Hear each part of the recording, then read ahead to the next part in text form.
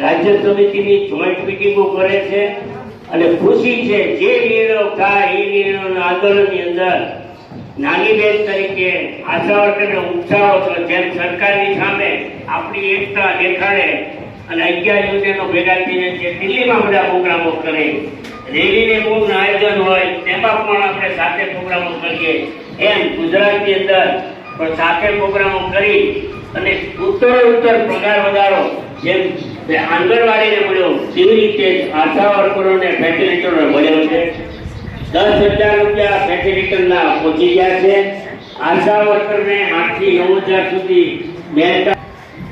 Rally હતી 22માં, ત્યાંથી પણ આશા વર્કરને આંગણવાડી દિલ્હીમાં ભાગ લીધો હતો.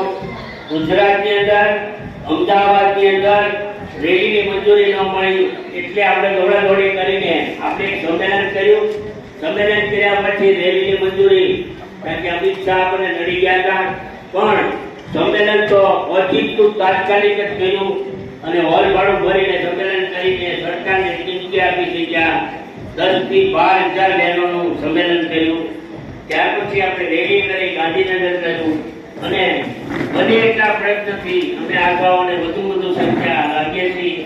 પણ નાની બહેનો તરીકે સાચવી રાખશો અને અહીંયા જે કાંઈ નિર્ણય કરો એની અંદર આપણા આગેવાનોએ સંબોધન કરવામાં આશાઓના ઉલ્લેખો ઘણા કર્યા છે.